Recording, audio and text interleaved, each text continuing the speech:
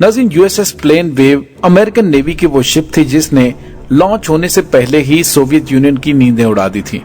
गहरे और तूफानी समुद्रों में जहां नॉर्मल कॉम्बैट शिप्स को बहुत सारी रुकावटों का सामना करना पड़ता है, वहीं यूएसएस नेवी की ये नई शिप लहरों को बाईपास करके पानी पर तैरती नहीं बल्कि लिटरली इसके ऊपर उड़ती थी। लेकिन सोचने की बात यह है कि अगर ये इतनी एडवांस शिप है तो फिर आखिर इसमें ऐसे क्या मसाइल पैदा हुए जो यूएस नेवी को हमेशा के लिए खैरबाद कहना पड़ा।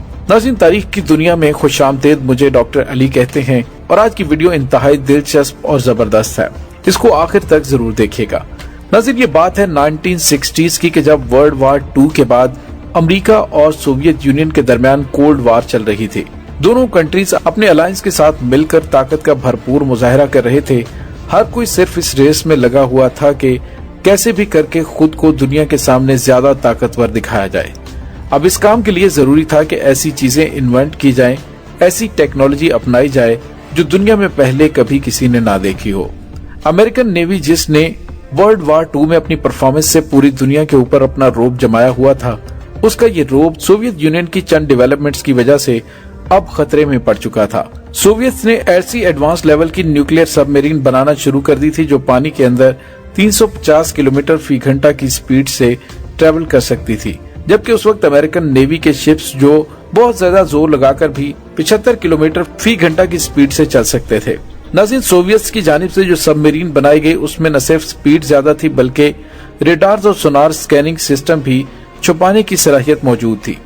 अमेरिका को खतरा था कि सोवियत सबमरीन्स अमेरिकन नेवी की शिप्स को आसानी से फॉलो करके उन पर हमला कर सकती हैं, और अगर उन्हें कॉम्बैट शिप्स के रेडार पर डिटेक्ट भी कर लिया गया तो फिर भी वो सोवियत सबमरीन्स का कुछ नहीं बिगाड़ सकेंगे, क्योंकि तेज चलने की वजह से न सिर्फ उसको पकड़ना मुश्किल था बल्कि उस वक्त के torpedo missiles, under water guided missiles होते हैं, उनकी स्पीड भी सोवियत सबमरीन से काफी कम थी।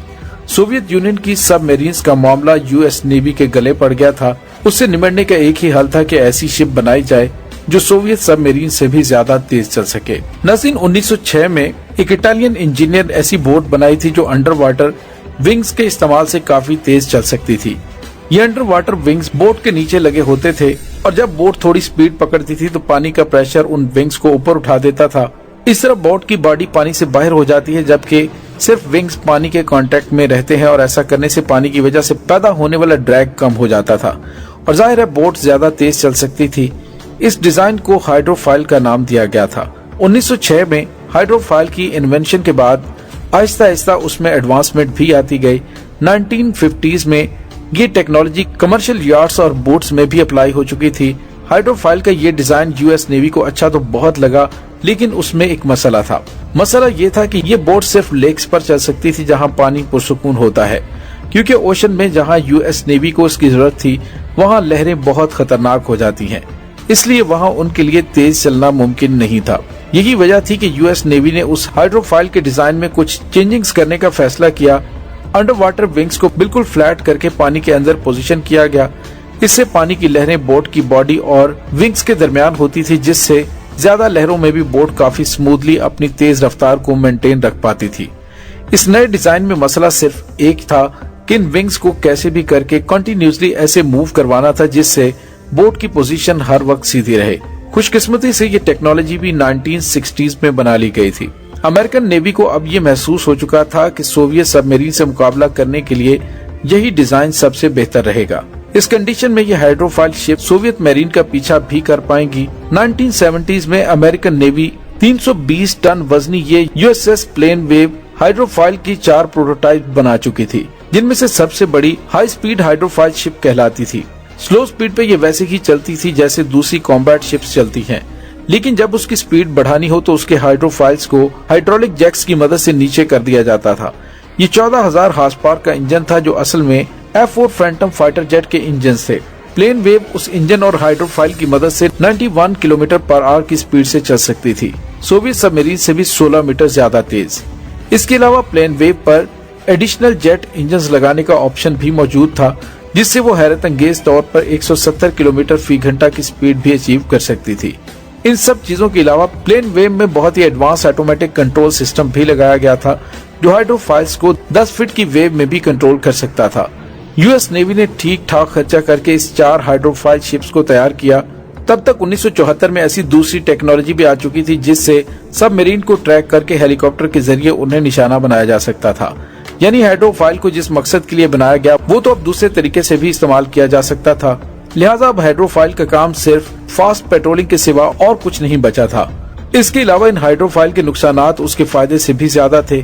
एक तो ये कि इसकी मजबूती नॉर्मल कॉम्बैट शिप के मुकाबले में बहुत कम थी। इस पर ज्यादा वजन लोड नहीं किया जा सकता था, जिसका मतलब ये था कि ये ज्यादा हैवी वेपन्स नहीं उठा सकती। ज्यादा फ्यूल कंज्यूम करने की वजह से ये कन्वेंशनल शिप के मुकाबले में कॉस्ट इफेक्टिव भी नहीं थी। कुल मिलाकर बात ये कि यूएस नेवी का ये एक्सपेरिमेंट जहां किसी हद तक कामयाब हुआ, वहीं कई लोग इसके खिलाफ भी हो चुके थे। दुनिया के सामने खुद को मजबूत दिखाने के चक्कर में हाइड्रोफाइल एक कंट्रोवर्सी बनकर रह गई थी। कोई भी नहीं चाहता था कि नेवी का ज्यादातर बजट एक ऐसे मकसद में जाया हो जाए जो बहुत कम कास्ट में पूरा किया जा सकता है। क्योंकि कोल्ड वार में दुनिया को कुछ न कुछ करके दिखाना था, इसलिए 6 हाइड्रोफाइल शिप्स सिर्फ कोस्टल पेट्रोलिंग के लिए तैयार की गयी, जिनको पेगासस क्लास हाइड्रोफाइल का नाम दिया गया।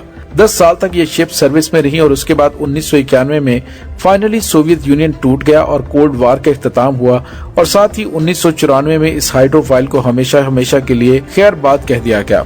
और वो शिप जो एक दौर में उड़ा करती थी, आज एस्टोरिया के साहिल पर उसका मलबा लावारिस पड़ा हुआ है। नाज़रीन, उम्मीद है कि आपको हमारी आज की वीडियो पसंद आई होगी। कमेंट सेक्शन में अपने ख्यालात का इजहार जरूर कीजिएगा।